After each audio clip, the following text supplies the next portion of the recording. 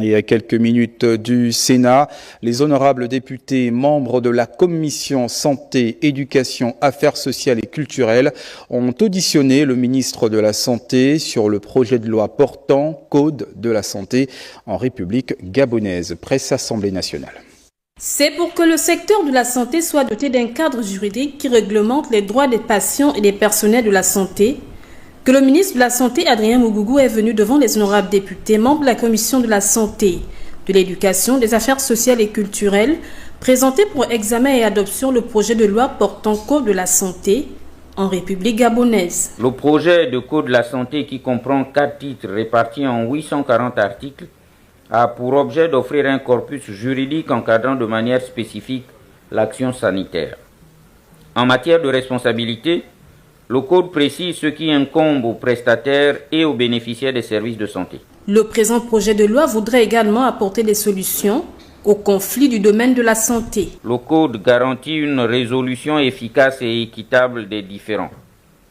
Sans Code, ces litiges sont en général traités à l'amiable ou soumis à des procédures judiciaires longues et coûteuses.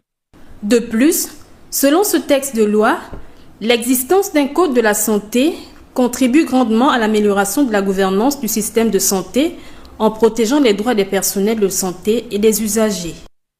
En diplomatie, l'ambassadeur de France au Gabon a effectué une visite ce vendredi à l'école d'état-major de Libreville, une descente qui a permis au commandant de cet établissement militaire et son équipe de faire une présentation globale de l'institution à vocation régionale. Andy Tungi, Justin Diana, Paul Jessica Mkolndoutoum. Sur le front du commandement de l'école d'état-major de Libreville, le général Mouissi reçoit l'ambassadeur de France au Gabon. Premier tête-à-tête, puis la visite guidée des différents compartiments de l'école qui délivre un enseignement militaire supérieur de premier degré. Je suis venu me rendre compte concrètement comment les choses se passaient ici et je n'étais pas inquiet, mais je suis pleinement rassuré et conforté dans l'appréciation que mes collaborateurs m'avaient donné de l'école, qu'ils avaient déjà visitée et qui est une école d'excellence. C'est la devise de l'école, me dit le général Mouissi, et je crois que c'est pleinement justifié. Dans cette emprise militaire, toutes les commodités académiques, sportives et didactiques sont mises à disposition des stagiaires pour atteindre l'excellence. L'école d'état-major de Libreville est en train d'opérer sa mue vers une qualité pédagogique, vers une qualité de coopération. Nous avons un objectif à atteindre, chacun joue sa partition et chacun la joue bien. Et la présence de monsieur l'ambassadeur aujourd'hui nous servira de booster pour l'amélioration de nos capacités, mais aussi de baromètre, voir où est-ce que nous en sommes pour atteindre d'autres paliers qui sont les objectifs envisageables de l'école. En quittant l'école d'état-major de Libreville, l'ambassadeur de France a promis consentir des moyens supplémentaires pour le bon déroulement des activités de l'école qui a formé 1500 stagiaires depuis 2002 et qui reçoit 60 officiers par an par voie de concours. Et puis l'Université des sciences et techniques de la santé, établissement supérieur, placé sous la tutelle des ministères de la Défense nationale et de l'enseignement supérieur, a tenu son premier conseil à son siège 6 à Ocala-Rivière. La cérémonie a vu la participation d'universitaires et d'experts en médecine a été rehaussée par la présence du ministre de la Défense nationale, Brigitte Okanoa. Patrice Lidimouélé, Tito Mohamed. En 3 ans d'existence, l'Université des sciences et techniques de la santé, placée sous l'égide du ministre de la Défense nationale, tient là son premier conseil. La formation priorité des plus hautes autorités, il paraît opportun d'évaluer la qualité des contenus didactiques dispensés. Aussi, est-il nécessaire que, après 2 années d'existence et suite aux différentes recommandations des dernières assises sur les réformes du système LMD et de la dernière conférence des recteurs et des responsables des établissements publics d'enseignement supérieur, organisés respectivement à l'Institut national des sciences de gestion à Libreville et à l'Université des sciences et techniques de Ansouko à Franceville, un point d'étape soit fait sur le fonctionnement de notre université. Votre présence témoigne du grand intérêt que son Excellence, le président de la transition, président de la République, chef de l'État, chef suprême des forces de défense et de sécurité, général Brice Clotaire Oligui Nguema, accorde aux questions de formation de la jeunesse gabonaise. Le travail en commission axé sur les questions normatives, financières, y compris pédagogiques et scientifiques, dénote là de l'intérêt que les plus hautes autorités accordent à la formation de la jeunesse gabonaise. Une satisfaction pour le ministre de tutelle. C'est pour moi un immense honneur et un réel plaisir de prendre part à cette cérémonie marquant le premier conseil d'université de cette institution, qui dépend du ministère dont j'ai la charge et de celui du ministère de l'enseignement supérieur. Je vous exhorte à ce que les travaux en commission se déroulent convenablement et que les délibérations en plénière nous permettent de disposer des recommandations pertinentes qui pourront aiguiller les prochaines décisions. Au finish de ces travaux du Conseil, plusieurs recommandations ont donc été adoptées. Une délégation d'hommes d'affaires tchèques conduite par le vice-premier ministre et ministre du Travail et des Affaires sociales de la République tchèque était hier au ministère de la Santé avec le professeur Adrien Mugugu.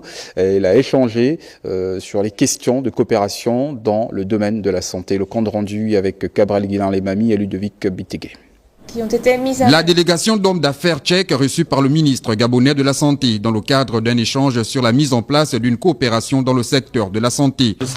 En parlant pour la République tchèque et pour l'Union européenne, nous voulons soutenir les pays qui renforcent la démocratie, le développement de la société civile. La République tchèque, à travers son émissaire et ses entreprises, entend accompagner le Gabon dans le domaine de la santé, son système sanitaire étant de très haut niveau. Une aubaine pour le Gabon qui dispose d'un plan national de développement de la transition et dont le secteur santé occupe une place importante. L'objectif de cette visite au ministère de la Santé est de renforcer la coopération entre nos deux pays dans le domaine de la santé en ce qui concerne l'infrastructure, les solutions modulaires, des centres hospitaliers, etc. En termes de projet du Gabon présenté par le ministre de la Santé à ses hôtes, on relève ceux liés à l'adduction d'eau potable dans les grands hôpitaux, la construction des hôpitaux départementaux et la formation des ressources humaines. Une coopération entre nos deux pays pourrait nous permettre d'améliorer le niveau de nos structures, que ce soit dans le domaine tel que la cardiologie, tel que la chirurgie plastique, la traumatologie et la cancérologie. Pour soutenir le Gabon dans l'amélioration de la couverture sanitaire, la République tchèque entend construire un hôpital de coopération. Le ministre des Transports, de la Mer, de la Marine marchande a également reçu en audience la même délégation d'investisseurs de la République tchèque. Loïc Dinga Moudouma et ses interlocuteurs ont, en plus d'aborder les sujets de coopération, mis un accent particulier sur le projet de rénovation de nos aéroports. Arnaud Babekung, Thierry Aldo Montaka. La délégation tchèque est conduite par le vice-premier ministre, ministre du Travail et des Affaires sociales de la République tchèque. Avec Loïc Dinga Moudouma qui a le portefeuille ministériel des transports, les deux parties ont examiné les innovations à apporter, voire les projets à réaliser dans le secteur des transports terrestres, ferroviaires, maritimes et surtout aériens. Pour ce dernier segment, les investisseurs de ce pays d'Europe centrale se sont montrés disposés et capables à accompagner le Gabon de façon significative dans la rénovation de ces aéroports, un chantier déjà engagé par la tutelle des transports. C'est un projet très important et nous avons avec nous un représentant de la société tchèque qui fournit cette solution modulaire pour la construction des aéroports. C'est une solution assez exceptionnelle au monde parce qu'elle est très rapide, on peut facilement étendre, élargir la construction, l'aéroport si besoin et c'est une solution extrêmement efficace. Pour le capitaine de vaisseau, ministre des Transports, les aéroports modulaires avancés par ses interlocuteurs sont la bienvenue. Ils figurent dans la stratégie nationale des transports pour les 7 années à venir, mais ils souhaitent que leur matérialisation se fasse dans le cadre d'un BET ou d'un partenariat public-privé, PPP à échange naturel, ce qui permettrait d'oxygéner le budget de l'État. Signature de convention entre la BCEG et le ministère du Commerce, des PME-PMI chargé des activités génératrices de revenus. En effet, la Banque du Commerce et de l'Entrepreneuriat est sur le point d'ouvrir officiellement ses portes. Il était donc question au préalable d'obtenir le quitus de la tutelle afin de pouvoir débuter son activité. Yannick Menga.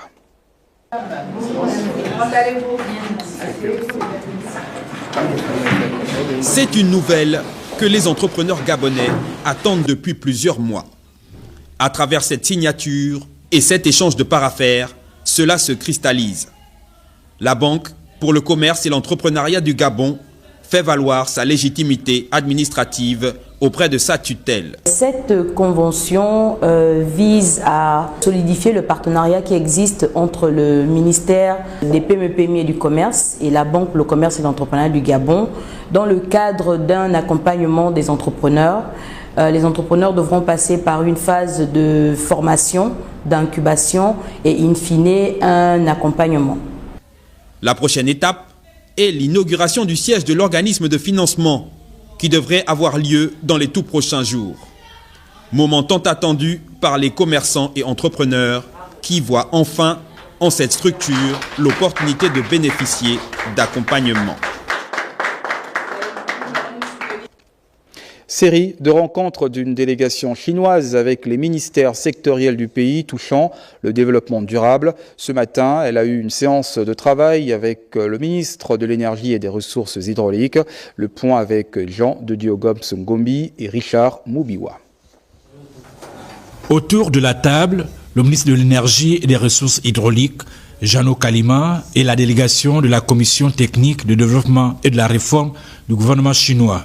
Ici, ces hôtes s'intéressent aux 10 secteurs chers aux autorités de la transition. La mission ici, c'est pour promouvoir la mise en œuvre du consensus des 2 chefs d'État lors du sommet de Beijing dans le cadre de FOCAC. Suite à la visite d'une délégation chinoise fin octobre, le gouvernement chinois a envoyé encore une fois une mission technique ici au Gabon pour effectuer des études sur place et des études techniques pour connaître mieux les conditions de développer les projets structurants au Gabon. Cette séance de travail entre les 2 parties intervient quelques mois après la tenue du Forum sino-africain en Chine. Excellence, Monsieur le ministre nous a promis de nous accompagner pour mener les études techniques sur place et va nous fournir les dossiers techniques. En rappel, lors du dernier Forum Chine-Afrique, le ministère de l'Énergie avait signé un mémorandum d'entente pour la construction d'une centrale hydroélectrique à Boué, dans la province de Lugoï-Vindo.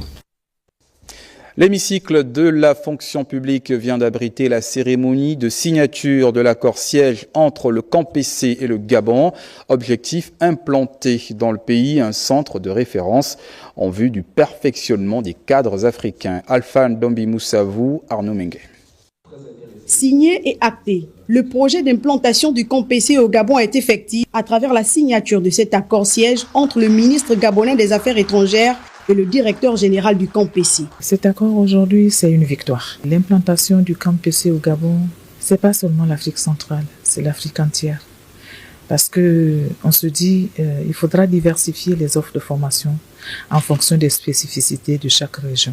Nous avons déjà commencé les recherches en vue d'identifier un bâtiment, dans un premier temps un bâtiment provisoire pour implanter la représentation, et par la suite nous allons identifier une parcelle où la représentation sera construite avec un campus en bonne et due forme qui va abriter à la fois les salles de formation, les résidences, les bureaux.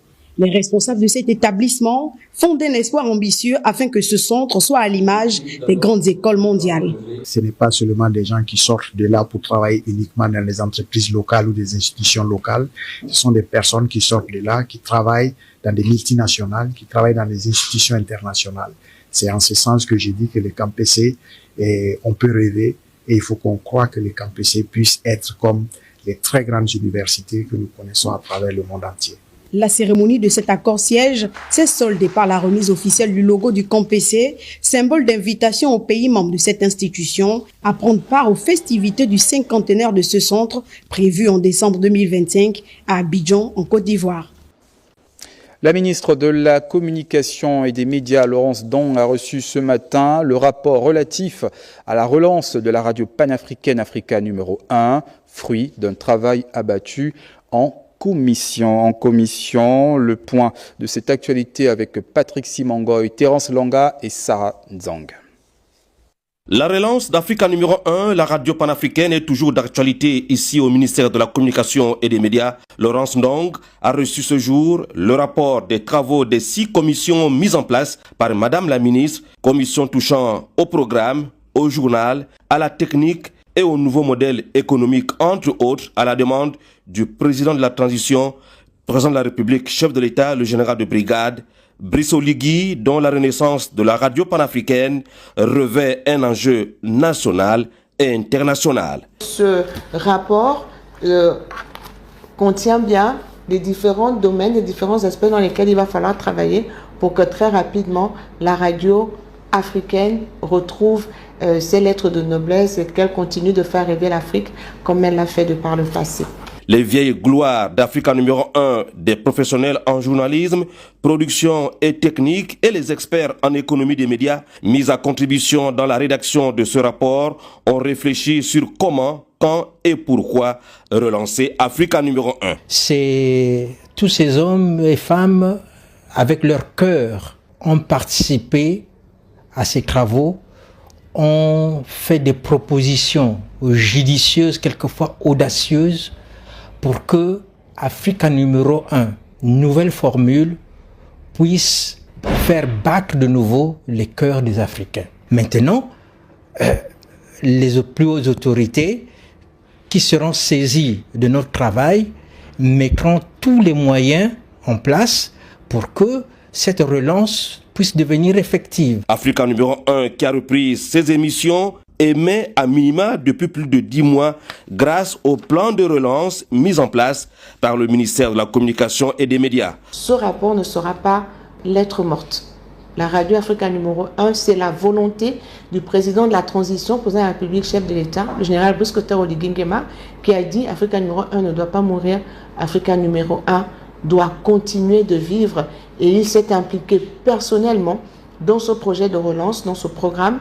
Aujourd'hui, le bâtiment institutionnel est en travaux grâce à l'engagement personnel du chef de l'État et à des fonds mis à disposition par le CTRI. Ce rapport sera remis au directoire d'Africa numéro 1, à qui revient la responsabilité de mettre en œuvre le plan d'action proposé et l'adapter au nouveau contexte. Lutter contre la fracture numérique pour favoriser son inclusion, c'est tout l'intérêt du lancement de la série d'inauguration d'OSPOP dans plusieurs établissements de la province du Haut-Ogooué. Le point avec Léa Virginia Tsam et Gérard Magnania. Au lycée Zachary Maïka de Bakumbar, au lycée technologique de Lekoni et au lycée Kuna de Bongoville, les élèves peuvent désormais bénéficier d'une connexion haut débit, gratuite et fiable grâce à la mise en service de la fibre optique.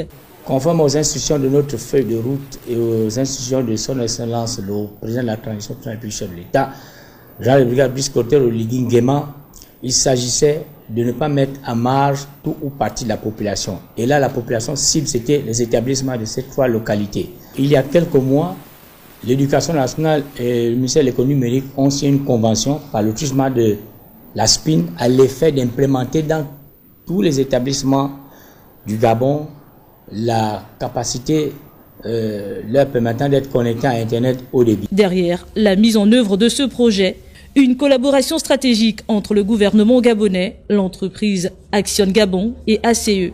Les jeunes de Bakumba, ici présents, auront désormais accès à des ressources pédagogiques en ligne, à des outils d'apprentissage modernes. Là où finalement on forme l'élite gabonaise, là où on forme le futur du Gabon, donc dans les centres d'enseignement du Gabon. Et c'est pour ça que nous avons mené cette expérimentation d'aller servir quelques lycées avec du Wi-Fi et en amenant également la fibre. Internet est un levier de développement. Il permet d'améliorer l'accès à l'éducation. Les autorités gabonaises multiplient les solutions en faveur d'une inclusion numérique. Le ministre en charge des sports et de la culture, le Dr André Jacogan, a reçu le champion du monde 2022, le Gabonais Eddy Constanguema, et le président d'une entreprise de construction des parcs d'attractions. Les détails avec Charles Goula et Eric Cassa. Ça va, c'est un plaisir de vous voir. Merci. L'ancien champion du monde de bodybuilding souhaite faire la promotion de cette discipline sportive dans notre pays, d'où cet échange avec le docteur André Jacogan. Je suis venu au Gabon aussi pour essayer de faire promouvoir ce sport pour la jeunesse gabonaise, pour essayer d'installer certaines structures un peu dans certaines administrations et dans certains locaux. C'est vraiment un souhait et un rêve pour moi de pouvoir installer ce genre de matériel dans certaines administrations gabonaises. En ce moment, mon état de santé, c'est-à-dire il est bien. J'ai simplement eu une rupture du tendon rotulien qui m'a mis en off pendant 8 mois. Donc là, pour l'instant, je suis en rééducation. Je maintiens et puis on a quelques coachings qu'on fait. Des parcs d'attractions en perspective dans notre pays, selon les fermes instructions du chef de l'État, mises en musique par le ministre en charge des sports. Nous sommes une société d'ingénierie spécialisée dans la construction des parcs d'attractions clés en main. Et donc j'ai l'honneur de retrouver encore Monsieur le ministre de la Culture ici à Libreville pour un projet qui nous tient à cœur et que toutes les familles gabonaises souhaitent voir dans les prochains mois. C'est un projet en effet de construction d'un parc d'attractions avec de grandes attractions pour trouver des amusements un peu nouveaux dans toute l'Afrique centrale. Ce sera le premier parc. Le CTRI en action pour répondre aux besoins des populations en matière d'infrastructures de détente. Toujours en sport, conférence de presse portant sur l'inauguration de la nouvelle salle de l'Akagado Jika en présence du ministre de tutelle. Reportage. L'Agakado Jika, salle de sport du mythique maître Chian Wapacha, fait peau neuve. Au menu des interactions avec le ministre en charge des sports, le docteur André Jacogan, la promotion de la pratique du sport est une priorité. Les étapes ont pris en compte l'accès à la salle de sport pour une bonne santé ainsi que le rendement économique optimal. C'est ici que ces fédérations viennent faire, si vous voulez, des exercices pratiques pour pouvoir avoir la forme totale. Je ne peux que me réjouir. J'ai fait le tour du propriétaire. Je crois que l'Agakado est bien équipé. Une visite de la salle de musculation, de cardio, de fitness en présence du docteur André Jacogan, car il n'y a pas un âge précis pour continuer la pratique du sport. Cela doit être un mouvement perpétuel. La grille tarifaire respecte les standards, tant pour les sportifs de haut niveau que les passionnés d'activités physiques régulières. Je veux remercier le président de la République, son excellence chef de l'État, général de brigade, Fils Clotin Olingingema. Nous sommes ouverts, tenez-vous bien, de 6h du matin à 22h non-stop. L'OMS demande un sport régulier pour avoir une longévité. Sportifs de toutes les catégories, enfants, élèves, étudiants, particuliers, sont conviés à se relaxer, se mettre à niveau, se préparer pour la compétition sur les installations du gymnase. Il y a entre autres du stretching, de l'aérobic, le biking, le body pump. Le sport et la santé vont de pair.